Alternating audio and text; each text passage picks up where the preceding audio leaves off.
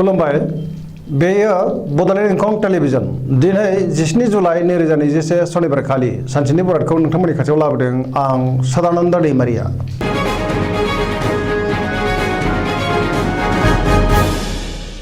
सिगां फरायनो लादों मेष राशि गिबि हांखो अ ल दिनैनि साना जोबोर मोजां गोसोखौ जोबोर गोजोननाय मोनगोन गोसोनि बोलोआ बांगोन देहाया दिनै मोजाङै थागोन अब्लाबो नाथाय जानाय लोंनायाव सांग्रां जानाया गाहाम रांखावरियाव जोबोर मोजां गोबां रां आरजिनो हागोन बेफार फालांगियाव मोजां मुलाम्फा मोननो हागोन मावनो लानाय खामानिखौ थि समावनो आरो गोरलैयैनो मावफुंनो हागोन नखराव बिसि फिसायनि गेजेराव अननानै फैगोन बिदा फंबायजों मोजां सोमोन्दो थागोन समाजाव गोबां मान मोनगोन बयनिबो गोसोखौ दिनै जै खालामनो हागोन सेंग्रा सिख्लाफोरा गोसोनि साननायखौ फोरमायलायनो हागोन गोसोखौ दिनै जेबो रमान्टिक मोनगोन फरायसाफ्रा फरायनायाव गोसो दुंखांगोन आरो मोजां फिथाइ मोनगोन जायखि खामानि मावनो मोजाङैनो मावफुंनो हागोन आरो जाफुंसारगोन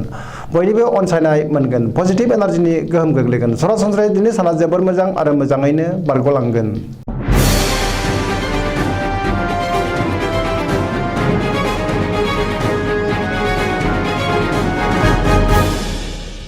वृष राशि गिबि हांखो इ उ ब दिनैनि साना जोबोर मोजां गियान आरो सोलो बांगोन गोसोखौ दिनै जोबोर गोजोननाय मोनगोन मावनो लानाय खामानिखौ थि समावनो आरो गोरलैयैनो मावफुंनो हागोन रांखावरियाव जोबोर मोजां होनजायो आरजिनाय धोनखौ दोनथुमनो हागोन बेफार फालांगियाव जोबोर मोजां मुलाम्फा मोनगोन आयआ बांगोन नखराव बिसि फिसायनि गेजेराव अननानै फैगोन बयनिबो अनसायनाय मोनगोन देहाया दिनै मोजाङै थागोन जानाय लोंनायाव अब्लाबो सांग्रां जानाया गाहाम जायखि खामानि मावाबानो मोजाङैनो मावफुंनो हागोन सेंग्रा सिख्लाफ्रा गोसोखौ दिनै जोबोर रमान्टिक मोनगोन फरायसाफ्रा फरायनायाव गोसो दुंखांगोन आरो मोजां फिथाइ मोनगोन बयनिबो अनसायनायखौ मोननो हागोन धोरोमारि बिथिङावबो गोसो दुंखांगोन पजिटिभ एनार्जिनि गोहोम गोग्लैगोन।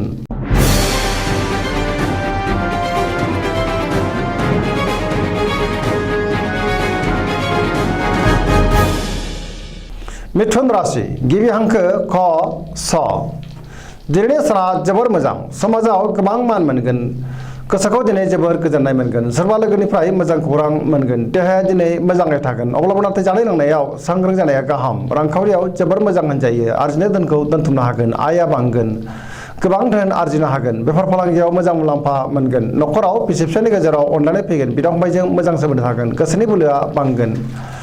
बिमा बिफानि अननाय आरो बोरखौ दिनै मोननो हागोन गोसोनि साननायफोरा जाफुंगोन लाइमोनफोरनि गोसोआ दिनै जोबोर रमान्टिक जागोन फरायसाफ्रा फरायनायाव गोसो दुंखांगोन आरो मोजां फिथाइ मोनगोन जायखि खामानि मावा मानो दिनै मोजाङैनो मावफुंनो हागोन आरो जाफुंसारगोन गोसोनि साननाय आरो लुबैनायखौ मोननो हागोन।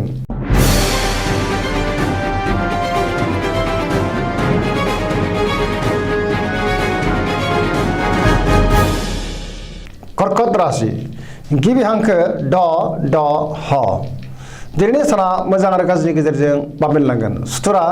बांगोन गुबुननि थाखाय नाङा फाङा जेंनायाव गोग्लैनांनो हागौ सांग्रां जानाया गाहाम नेगेटिभ एनार्जिनि गोहोम गोग्लैगोन गोसोखौ दिनै जोबोर उसुखुथु मोनगोन मावनो लानाय खामानिखौ थि समावनो मावफुंनो गोब्राब जागोन रांखावरियाव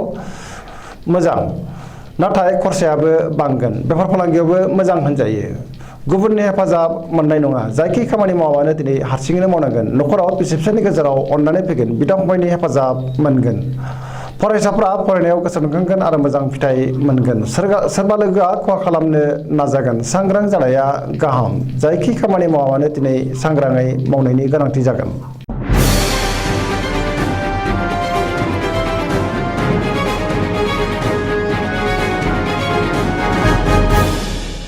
सिंह राशि गिबि हांखो म ट दिनैनि साना मोजां आरो गाज्रिनि गेजेरजों बाबेनलांगोन जेरावखि थाङा मानो सांग्रां जानांगोन लामा सामायाव जाब्रबथायनि आसा दङ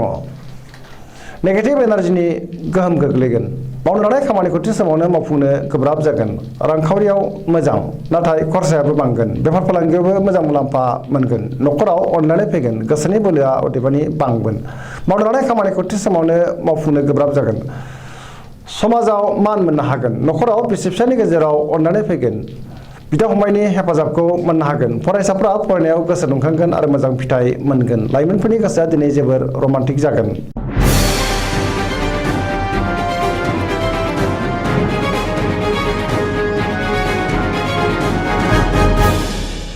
कन्या राशि गिबि हांखो प ट दिनैनि साना जोबोर मोजां गोसोनि बोलोआ बांगोन गोसोखौ जोबोर गोजोननाय मोनगोन मावनो लानाय खामानिखौ थि समावनो आरो गोरलैयैनो मावफुंनो हागोन समाजाव गोबां मान मोनगोन गुबुनजों गोरोबनानै बांसिन खामानि मावनो हागोन गुबुननि गोसोखौ दिनै बोनो हागोन सोरबा लोगोनिफ्राय मोजां खौरां फैगोन रांखावरियाव जोबोर मोजां होनजायो मोननो गोनांखौ दिनै मोननो हागोन बेफार फालांगियावबो मोजां मुलाम्फा मोनगोन देहाया दिनै मोजाङै थागोन अब्लाबो जानाय लोंनायाव सांग्रां जानाया गाहाम न'खराव बिसि फिसायनि गेजेराव अननानै फैगोन बिदा फंबायनि हेफाजाब मोनगोन बिमा बिफानि अननाय आरो बोरखौ मोनगोन गोसोआ दिनै जोबोर रमान्टिक जागोन फरायसाफ्रा फरायनायाव गोसो दुंखांगोन आरो मोजां फिथाइ मोनगोन सरासनस्रायै दिनै साना जोबोर मोजां आरो मोजाङैनो बारग'लांगोन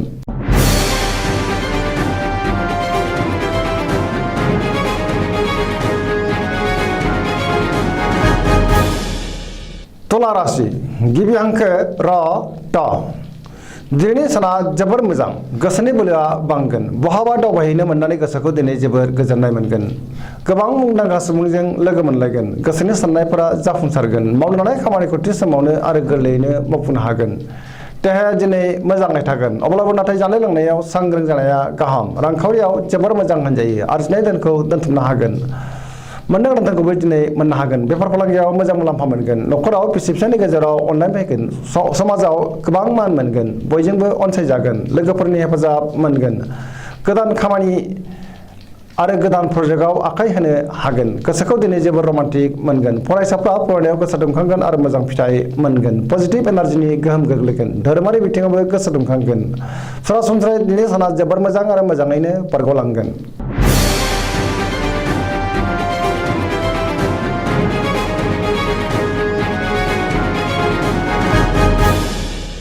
वृश्चिक राशि गिबि हांखो न स दिनैनि साना मोजां आरो गाज्रिनि गेजेरजों बाबेनलांगोन गोसोखौ जोबोर गुलाय गुजाय मोनगोन सोरबा लोगोनिफ्राय हरखाबै गाज्रि खौरां फैनो हागौ सांग्रां जानाया गाहाम मावनाय खामानिखौ थि समावनो मावफुंनो गोब्राब जागोन गोसोनि साननायफोरा देबोरनांगोन न'खराव अदेबानि अनलायनाय फैगोन रांखावरियाव मोजां होनजायो अदेबानि नाङा फाङा खरसायाबो बांगोन बेफार फालांगियावबो मोजां होनजायो देहाया दिनै मोजाङै थागोन अब्लाबो नाथाय जानाय लोंनायाव सांग्रां जानाया गाहाम सोरबा लोगोनि हेफाजाब लानांगोन लाइमोनफोरनि गोसोआ दिनै जोबोर रमान्टिक जागोन फरायसाफ्रा फरायनायाव गोसो दुंखांगोन आरो मोजां फिथाइ मोनगोन धोरोमारि बिथिङावबो गोसो दुंखांगोन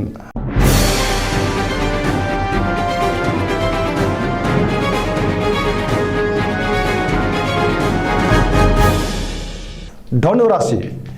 गिबि हांखो ढ फ भ दिनैनि साना जोबोर मोजां गोसोखौ जोबोर गोजोननाय मोनगोन सोरबा लोगोआ हेफाजाब होगोन मावनो लानाय खामानिखौ थि समावनो आरो गोरलैयैनो मावफुंनो हागोन गोसोनि साननायफोरा जाफुंगोन गोसोनि लुबैनायखौ मोननो हागोन रांखावरियाव जोबोर मोजां होनजायो आरजिनाय धोनखौ दोनथुमनो हागोन बेफार फालांगियावबो जोबोर मोजां मुलाम्फा मोनगोन नेगेटिभ एनार्जिनि गोहोम गोग्लैनाय नङा देहाया दिनै मोजाङै थागोन गोबां रोखोमनि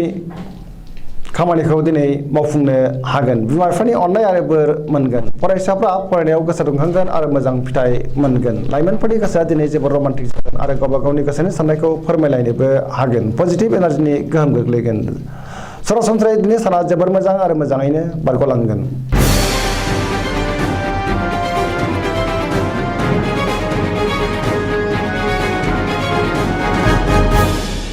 मकर राशि गिबि हांखो ख ज दिनैनि साना जोबोर मोजां गोसोखौ जोबोर गोजोननाय मोनगोन गोजोननि दैमु बोहैगोन देहाया दिनै मोजाङै थागोन अब्लाबो नाथाय जानाय लोंनायाव सांग्रां जानाया गाहाम रांखावरियाव जोबोर मोजां होनजायो आरजिनाय धोनखौ दोनथुमनो हागोन मोननाय धोनखौबो दिनै मोननो हागोन बेफार फालांगियाव जोबोर मोजां मुलाम्फा मोनगोन न'खराव अननानै फैगोन गोसोनि बोलोआ बांगोन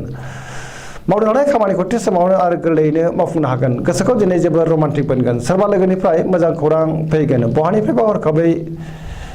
सोरबा लोगोनिफ्राय मोजां खौरां मोननो हागोन लाइमोनफोरनि गोसोआ जोबोर रमान्टिक जागोन गावबा गावनि गोसोनि साननायखौ फोरमायलायनोबो हागोन फरायसाफ्रा फरायनायाव गोसो दुंखांगोन आरो मोजां फिथाइ मोनगोन गुबुननि गोसोखौ गोरलैयैनो बोनो हागोन बयजोंबो अनजागोन आरो अनसायजागोन सरासनस्रायै दिनै साना जोबोर मोजां आरो मोजाङैनो बारग'लांगोन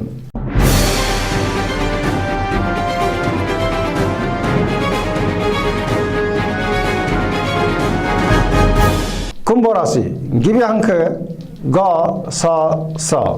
दिनैनि साना जोबोर मोजां गोसोखौ दिनै जोबोर गोजोननाय मोनगोन मावनो लानाय खामानिखौ थि समावनो आरो गोरलैयैनो मावफुंनो हागोन समाजाव मान मोनगोन रांखावरियाव जोबोर मोजां होनजायो बेफार फालांगियाव जोबोर मोजां मुलाम्फा मोनगोन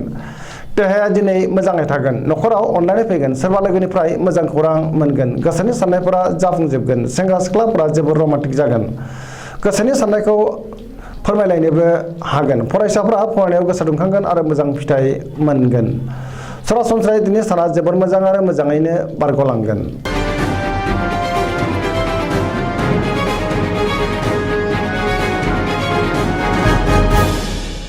मीन राशि गिबि हांखो ड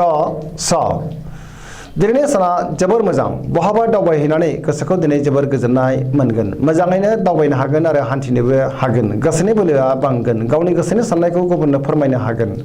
देहाया दिनै मोजाङै थागोन। अब्लाबो जानाय लोंनायाव सांग्रां जानाया गाहाम। रांखावरियाव जोबोर मोजां। आरजिनाय धोनखौ दोनथुमनो हागोन। मोननो गोनां धोनखौबो दिनै मोननो हागोन। बेफार फालांगियाव जोबोर मोजां मुलाम्फा मोनगोन। न'खराव अननानै फैगोन। मावनो लानाय खामानिखौ थि समावनो आरो गोरलैयैनो मावफुंनो हागोन। गोसोनि बोलोआ बांगोन। लाइमोनफोरनि गोसोआ दिनै जोबोर रमान्टिक जागोन। गावबा गावनि गोसोनि साननायखौ फोरमायलायनोबो हागोन। फरायसाफ्रा फरायनायाव गोसो दुंखांगोन आरो मोजां फिथाइ मोनगोन। पजिटिभ एनार्जिनि गोहोम गोग्लैगोन। सरासनस्रायै दिनैनि साना जोबोर मोजां आरो मोजाङैनो बारग'लांगोन।